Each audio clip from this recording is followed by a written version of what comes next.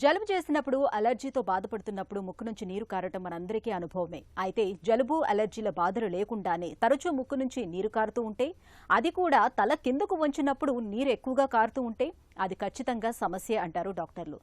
మెదడు చుట్టూ ఉండే ద్రవం లీక్ అవటం వల్ల అలా జరుగుతూ ఉంటుంది. సిఎస్ఎఫ్ లీకేజీగా పిలిచే ఈ సమస్య కొన్నిసార్లు ప్రాణాంతకంగా కూడా పరిణమిస్తూ ఉంటుంది. సిఎస్ఎఫ్ లీకేజ్ గురించిన పూర్తి వివరాలను ఇప్పుడు తెలుసుకుందాం.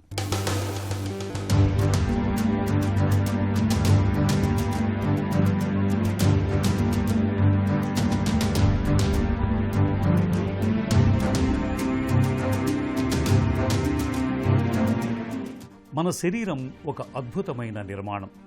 ఇందులో అత్యంత సున్నితమైన కీలకమైన అవయవం మెదడు.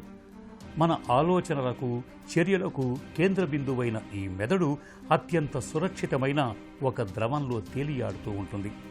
ఆ ద్రవమే సెరెబ్రో స్పైనల్ ఫ్లూయిడ్. దీన్నే వాడుకలో సిఎస్ఎఫ్ అంటారు. ఈ ద్రవం మెదడుకు ఒక కుషన్లాగా షాక్ అబ్జార్బర్స్లా పనిచేస్తూ దెబ్బల నుంచి కాపాడుతుంది. అయితే కొన్నిసార్లు ఈ ద్రవాన్ని కప్పి ఉంచే పొరల్లో రంధ్రం పడటం, చిరిగిపోవటంతో ఆ నీరు ముక్కు నుంచి కానీ చెవి నుంచి కానీ బయటకు లీక్ అవ్వటం మొదలవుతుంది.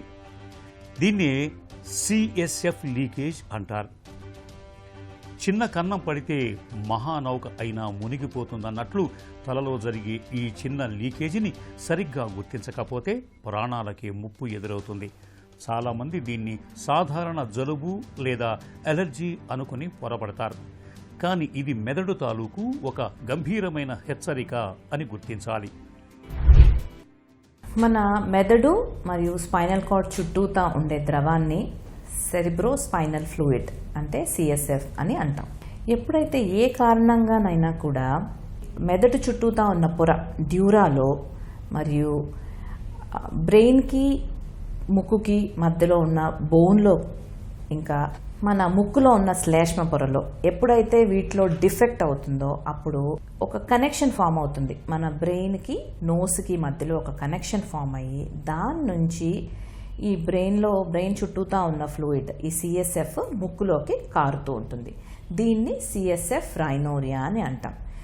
కొన్ని సిచ్యువేషన్స్లో బ్రెయిన్ చుట్టూతా ఉన్న ఫ్లూయిడ్ లీకేజ్ ఇయర్లో కూడా అయ్యే అవకాశం ఉంటుంది. దాన్ని సిఎస్ఎఫ్ ఓటోరియా అని అంటాం. ఏదైనా చిన్న పిల్లల్లో ఎప్పుడైతే మనం చూస్తామో అంటే కంజనైటల్ కాజెస్ పుట్టుకతోనే ఈ డిఫెక్ట్ వల్ల ఈ బోన్లో ముక్కు నుంచి బ్రెయిన్కి మధ్యలో ఉన్న బోన్లో డిఫెక్ట్ వల్ల ఈ మెదడు చుట్టూతా ఉన్న పొర అలాంగ్ విత్ మన బ్రెయిన్ కంటెంట్స్తో పాటు ముక్కులోకి ఒక పాలిప్ లాగా జారుతుంది. దీన్నే మెనింగోసీల్ అని మెనింగో ఎన్కెఫెలోసీల్ అని అంటాం. ఇవే కాకుండా ట్రామాటిక్ రీజన్స్ ఉంటాయి, కొన్ని ట్రామాటిక్ కాజెస్. వీటిలో ఎప్పుడైతే రోడ్ ట్రాఫిక్ యాక్సిడెంట్స్ జరుగుతాయో యాక్సిడెంట్స్లో కానివ్వండి, పొరపాటున కాలు జారి కింద పడినప్పుడు కానీ, హెడ్ ఇంజరీస్ ఎప్పుడైతే జరుగుతాయో దీని వలన స్కల్ బేస్ ఫ్రాక్చర్స్ అనేవి అవుతాయి.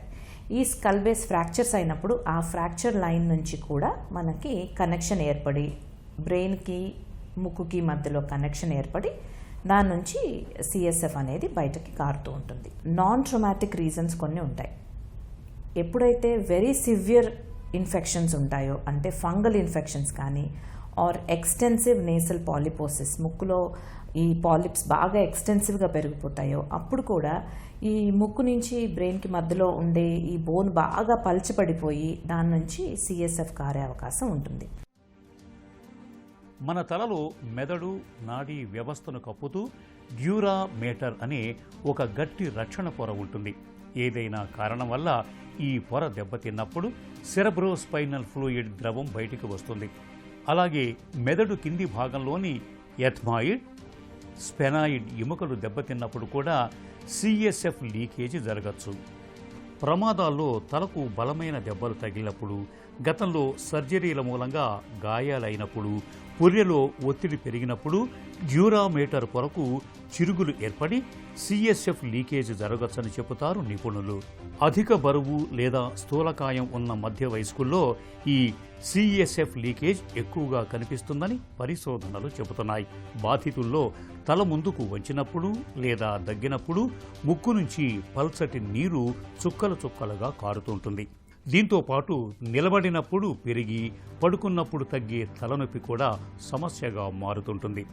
మెడ పట్టుకుపోవటం, చెవుల్లో హోరు, చూపు మందగించటం, వాసన శక్తి కోల్పోవటం వంటి లక్షణాలు కూడా కనిపిస్తూ ఉంటాయి. సిఎస్ఎఫ్ రైనోరియా కావచ్చు అని ఎప్పుడైతే అనుకుంటామో అప్పుడు మన ఓపీడీలోనే డయాగ్నోస్టిక్ నేసల్ ఎండోస్కోపీ అనే ఒక పరీక్ష చేస్తాం. దీంట్లో లోపల ముక్కు లోపల ఎక్కడన్నా నీరులాగా కారుతోందా, ఏదన్నా ఏరియా నుంచి నీరులాగా కారుతోందా అనేది చూసి ఆ నీరుని కలెక్ట్ చేయొచ్చు. మనం కలెక్ట్ చేసిన నీటిని మనం ల్యాబ్ ఇన్వెస్టిగేషన్కి పంపించాల్సి ఉంటుంది. బీటా-2 ట్రాన్స్ఫరిన్ అనే ముఖ్యమైన ఇన్వెస్టిగేషన్ చేయాలి. దీంట్లో మనకి వెదర్ ఇఫ్ ఈ బీటా-2 ట్రాన్స్ఫరిన్ పాజిటివ్ వస్తే కనుక అది 100% సిఎస్ఎఫ్ అని మనకు అర్థమైపోతుంది. ఈ ఇన్ కేస్ మనకి అవైలబిలిటీ లేదు, బీటా-2 ట్రాన్స్ఫరిన్ అవైలబిలిటీ లేనప్పుడు దాన్ని గ్లూకోజ్ పరీక్ష కూడా చేసి దాంట్లో ఎప్పుడైతే ఎక్కువ శాతం గ్లూకోజ్ ఉంటుందో అప్పుడు కూడా మనం దాన్ని సిఎస్ఎఫ్ అని కన్సిడర్ చేస్తాం. ఈ వన్స్ ఈ వచ్చిన ఫ్లూయిడ్ సిఎస్ఎఫ్ అని మనకు కన్ఫర్మ్ అయిన తర్వాత అప్పుడు ఎక్కడి నుంచి వస్తుంది అని తెలుసుకోవడానికి సిటీ నోస్ అండ్ పిఎన్ఎస్ ఈ పరీక్ష ఒకటి, ప్లస్ సిటీ సిస్టర్నోగ్రఫీ అండ్ ఎంఆర్ సిస్టర్నోగ్రఫీ ఈ పరీక్షలు చేసుకుని ఏ సైట్ నుంచి కారుతోంది, ఎక్కడి నుంచి డిఫెక్ట్ ఉంది అనేది చూసుకుంటే అప్పుడు ఫర్దర్ ట్రీట్మెంట్కి మనం ప్రొసీడ్ అవ్వచ్చు. ముక్కు నుంచి నీరు కారటాన్ని మన దగ్గర చాలామంది పెద్దగా పట్టించుకోరు. దానంతట అదే తగ్గిపోతుందని అనుకుంటారు. ఇలా భావించటం సరికాదంటారు డాక్టర్లు. దీనికి సకాలంలో చికిత్స చేయకపోతే ముక్కు సైనస్ మార్గాల్లోని ప్రమాదకర బ్యాక్టీరియా నేరుగా మెదడు లోపలికి చేరి మెనింజైటిస్, బ్రెయిన్ అబ్సెస్ వంటి ప్రాణాంతక సమస్యల్ని తెచ్చిపెట్టే అవకాశం ఉంటుంది. సిఎస్ఎఫ్ లీకేజీని నిర్ధారించడానికి డాక్టర్లు ముందుగా ముక్కు నుంచి కారే ద్రవాన్ని సేకరించి బీటా-2 ట్రాన్స్ఫెరిన్ అనే ప్రత్యేకమైన బయోమార్కర్ పరీక్ష చేస్తారు. ఇది కేవలం సిఎస్ఎఫ్ ద్రవంలో మాత్రమే ఉంటుంది కాబట్టి ఖచ్చితమైన ఫలితాన్ని ఇస్తుంది. ఆ తర్వాత లీకేజ్ ఎక్కడ ఉందో, ఎంత పరిమాణంలో ఉందో ఖచ్చితంగా తెలుసుకోవటానికి high resolution CT scan, CT myelography, MRI పరీక్షలు చేస్తారు. వన్స్ మనకి సైట్ ఆఫ్ లీకేజ్ ఎక్కడి నుంచి కారుతోంది, నోస్లోంచి ఎక్కడి నుంచి కారుతోంది, ఎందువల్ల కారుతోంది అనే మనకి ఒకసారి కన్ఫర్మ్ అయిన తర్వాత అప్పుడు in case if it is సర్జికల్గా మనం సర్జరీ చేసేటప్పుడే మనకి లీకేజ్ కనిపిస్తే కనుక వెంటనే దాన్ని సీల్ చేయాల్సిన అవసరం పడుతుంది. ఆ డ్యూరింగ్ సర్జరీనే మనం దాన్ని సీల్ చేసేస్తాం. అదే కాకుండా వేరే కారణాల వల్ల ఎప్పుడైతే సిఎస్ఎఫ్ లీకేజ్ మనం చూస్తామో ఫస్ట్ ఇనీషియల్గా యాంటీబయోటిక్స్, ఈ ఇంట్రాక్రేనియల్ ప్రెషర్ తగ్గడానికి సంబంధించిన మందులు ఇవి స్టార్ట్ చేయాల్సి ఉంటుంది. And most importantly complete bed రెస్ట్తో పాటు ఈ మందులు వేసుకున్నట్లయితే ఇనీషియల్ స్టేజెస్లోనే ఈ మన సిఎస్ఎఫ్ రైనోరియాని మనం స్టాప్ చేయగలుగుతాం.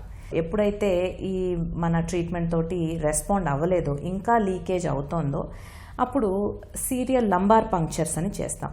అంటే వీపు వెనకాల నుంచి స్పైనల్ కార్డ్లో నుంచి కొంచెం కొంచెంగా సిఎస్ఎఫ్ని మనం తీసేస్తూ ఉంటాం అన్నమాట. దాంతో ఇంట్రాక్రీనల్ ప్రెషర్ తగ్గుతుంది. ఆ నెక్స్ట్ వచ్చేది సర్జరీ. అప్పుడు సర్జికల్ ఇంటర్వెన్షన్ చేయాల్సిన అవసరం ఉంటుంది. ఇంట్రాక్రీనియల్ అప్రోచ్ యూజువలీ న్యూరో సర్జన్స్ చేస్తూ ఉంటారు. ఎండోస్కోపిక్ నేసల్ అప్రోచ్ ఇది ఎండోస్కోపిక్ ద్వారా ముక్కు నుంచి లోపలికి వెళ్ళి ఆ సైట్ ఆఫ్ లీకేజ్ ఎక్కడైతే ఉంది డిఫెక్ట్ అనేది దాన్ని కనుక్కుని దాన్ని డిఫరెంట్ ఫ్లాప్స్ ద్వారా కానీ డిఫరెంట్ లేయర్స్లో మనం క్లోజ్ చేయాల్సి ఉంటుంది. సిఎస్ఎఫ్ లీకేజీని అరికట్టేందుకు ఇవాళ చక్కటి చికిత్సలు అందుబాటులో ఉన్నాయి. తొలి దశలో లీకేజీ తక్కువగా ఉన్నప్పుడు రోగికి విశ్రాంతిని సూచిస్తారు. పుర్రెలో ఒత్తిడిని తగ్గించే మందులు ఇస్తారు. లీకేజీ ఎక్కువగా ఉన్నప్పుడు సర్జరీ తప్పనిసరి. ఒకప్పుడు దీనికోసం పుర్రెను తెరిచే పెద్ద ఓపెన్ బ్రెయిన్ సర్జరీలు చేసేవారు. కానీ ఇప్పుడు అత్యాధునిక ఎండోస్కోపిక్ ఎండోనాజల్ సర్జరీ విధానంలో లీకేజీని సులువుగా అరికడుతున్నారు. ఈ విధానంలో ఎటువంటి కోతలు కుట్లు లేకుండా కేవలం ముక్కు రంధ్రాల ద్వారానే కెమెరాతో పాటు సూక్ష్మ పరికరాలను పంపిస్తారు. ఆపై తొడ భాగం నుంచి తీసిన కొవ్వు కణజాలాన్ని ఉపయోగించి లీకేజీ ఉన్న రంధ్రాన్ని సీల్ చేస్తారు. ఇక సర్జరీ తర్వాత జీవనశైలిలో కొన్ని జాగ్రత్తలు తీసుకోవాలి. ముఖ్యంగా మలబద్ధకం లేకుండా చూసుకోవాలి. బరువులు ఎత్తకూడదు. గట్టిగా తుమ్మటం లేదా దగ్గటం చేయకూడదు. ముక్కు నుంచి నీరు కారుతున్నప్పుడు ఆలస్యం చేయకుండా వెంటనే డాక్టర్ని కలవాలి. CSF లీకేజీకి సత్వర వైద్యమే చక్కటి పరిష్కారం.